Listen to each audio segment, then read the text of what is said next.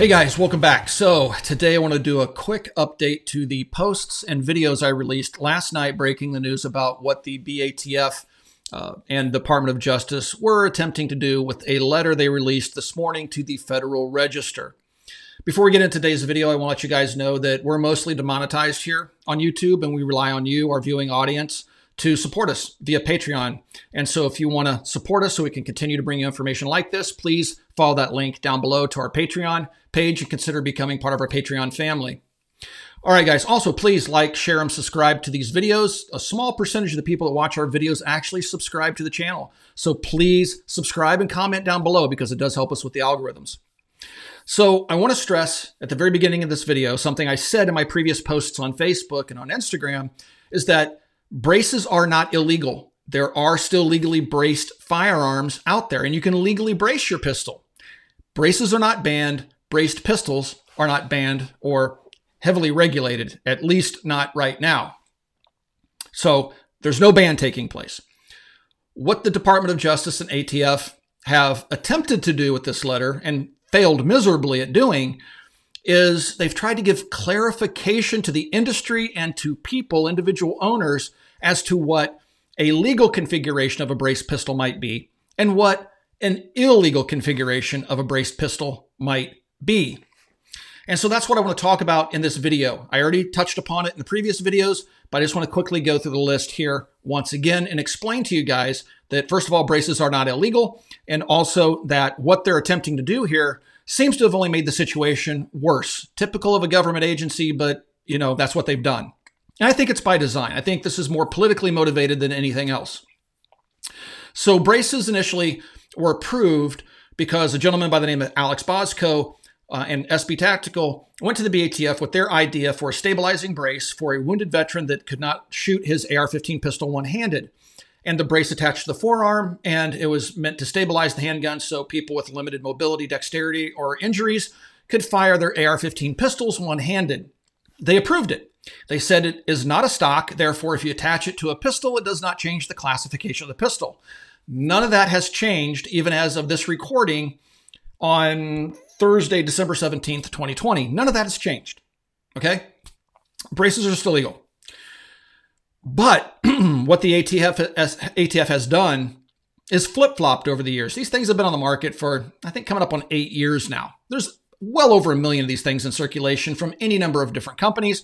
Major manufacturers like SIG and PSA and Smith & Wesson have all manufactured firearms with braces and sold them for years. There's millions of these things out there. But the ATF said, well, we really need to let you guys know how you can remain compliant in our view of the law and where you might run afoul of the law if you put certain accessories on there or put the brace on the wrong type of a firearm. And so what are some of those things? Well, some of the things that they bring up in the letter are things like caliber. If a gun is of a certain caliber, the ATF may deem that to be an illegal SBR versus a braced pistol. They don't tell you what the calibers are. They don't say 5.56 is an illegal SBR because it's a rifle caliber. Well, how could they even say that? It was the AR-15 pistol, which they originally approved for the brace. But they give no clarification. They don't mention what caliber makes it a pistol and what calibers make it a rifle. They don't. They just say caliber would be a determining factor in the individual interpretation of firearms either companies would be selling or individual users might assemble from parts that they've purchased themselves. So there is no real guidance here. What they're saying is we're going to take a look at each firearm on a case-by-case basis, and you don't really know what's legal and what isn't because we're not going to tell you. But we're going to give you some general ideas. They talk about weight. They talk about length of pull, something they flip-flopped back and forth on already. Length of pull, which is the distance from the face of the trigger to the back of a stock, not a brace, to a stock. Well, there was this thing where it was 13.5 inches or something like that from the face of the trigger to the back of the brace. Well, then the ATF issued a letter to somebody that said, well, the brace is an accessory, isn't a stock, isn't part of the firearm, so you can't take the overall length of the brace into consideration when determining length of pull. Okay, so they just flip-flopped. Either you measure it from the back of the brace or you don't. We have two different stories from the ATF, and this letter does nothing to clarify that. So you have, things like accessories. What accessory did you put on your braced pistol? Did you put an LPVO magnified optic on it? And with that, it has a limited eye release, say 3.5 inches. Well, if you did that, then naturally you have to shoulder it to be able to use that scope. Therefore, you really intended to make it into a rifle. And it lists all these different things, but doesn't give any specific examples and doesn't give you any clear guidance whatsoever. So what does this mean for the end user? Again, I want to stress, your braced pistol is not illegal.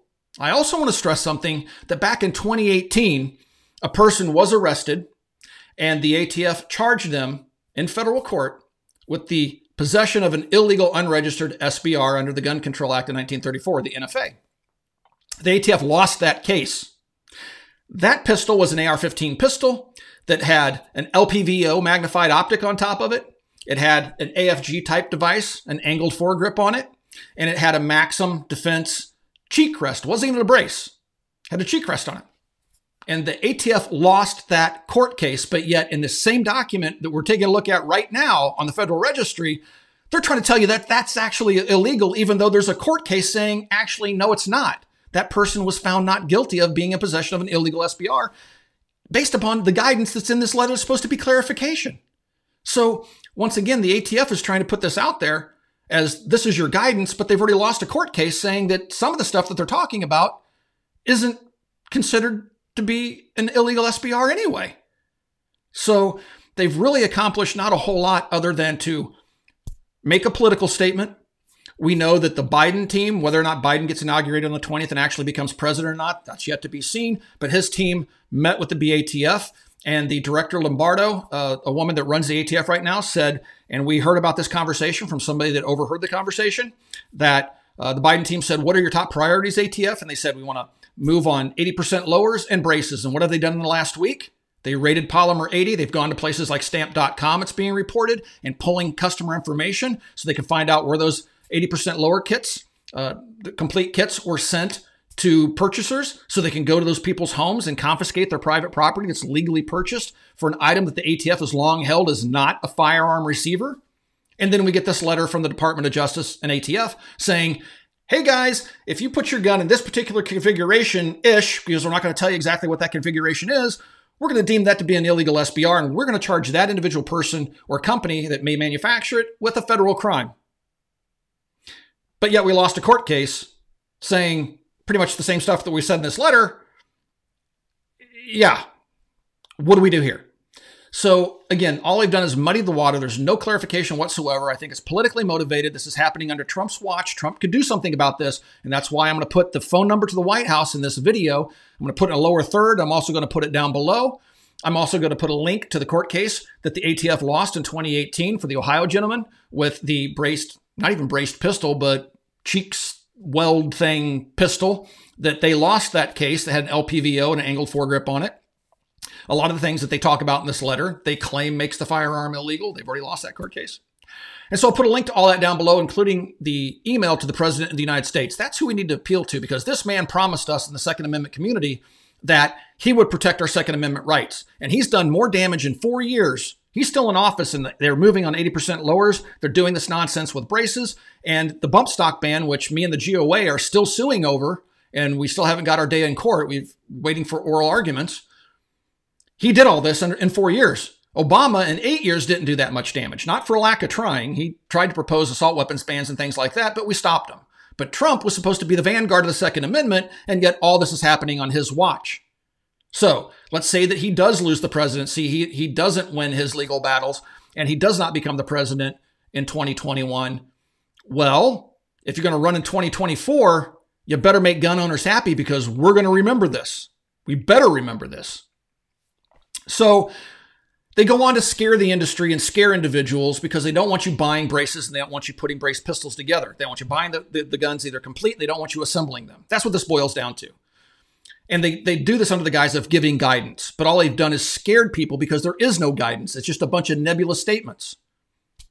And so what they want you to do is, if you don't want to run afoul of the law, either don't buy a braced pistol or manufacture one, or you can put a 16-inch barrel on it and make it a rifle, or you can permanently remove and destroy your private property, the brace, like the Trump administration had us do with bump stocks. You can destroy your property, destroy the brace, and take it off the pistol. Or you can surrender the firearm to authorities.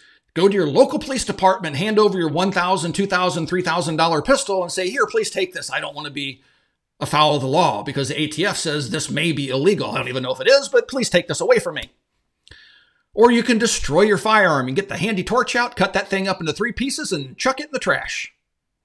Or you can register the firearm on the NFA, make it an SBR. They'll be so kind as to waive the $200 tax. And now you have, if people do that, you have the largest gun and gun owner registration scheme in the history of the United States. But here's a little bit of a silver lining to this. Don't go out there and register your legally braced pistols as SBRs, which they're not. But if you have a pistol that you've been wanting to turn into an SBR, if this goes through, it makes it through the comments period and becomes this new rule. Well, if there's anything out there that you've been wanting to turn into an SBR, you can get a free SBR and not have to pay the $200 tax. What about that? Turn it around, stick it right back at them. So anyway, in essence, you can take a look at the letter. You can try to determine whether or not your braced pistol falls within the legal side of things or the illegal side of things as they see it, or you can just ignore it completely. And we also have a court case from Ohio in 2018 that the ATF has already lost. But it's not that we should ignore this. We need to reach out to our congressmen, our senators, let them know where we stand, blow up the phone lines at the White House. I already have people that have watched my previous videos contact me saying that they're being short and terse and angry at the White House because of how many phone calls they're getting. Keep calling them. Make them angry. Make them hear your voice. And send emails to president@whitehouse.gov.gov. And then we can make our voices heard and jam these people up and let them know that we're not going to stand for this. So where does this leave us right now?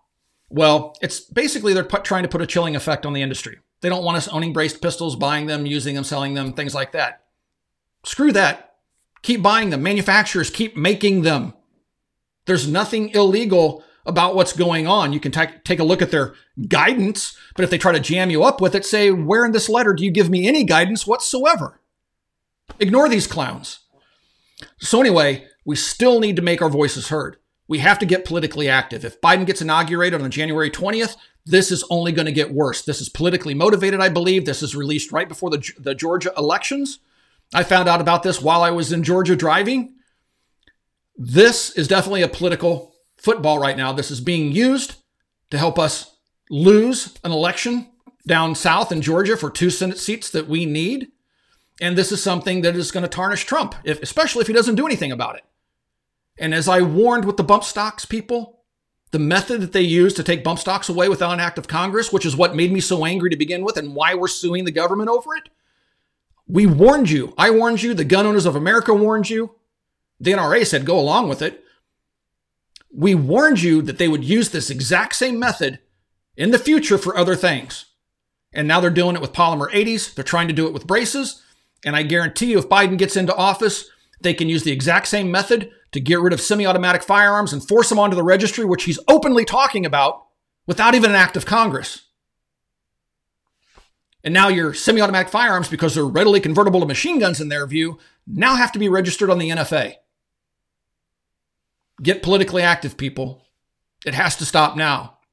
And if they don't listen to us, then we're going to force them to listen to us. But that's a conversation for another day. Guys, thank you for the support, especially to our Patreons, for making it possible to bring you information like this. Also, please, guys, swing by and check out coppercustom.com. If you have any questions, I'll try to answer the questions in the comments down below. Also, swing by our Facebook page, which is facebook.com/military arms. And we have an ongoing conversation thread over there with links as well to all the different documents. All right, guys, we'll talk to you soon.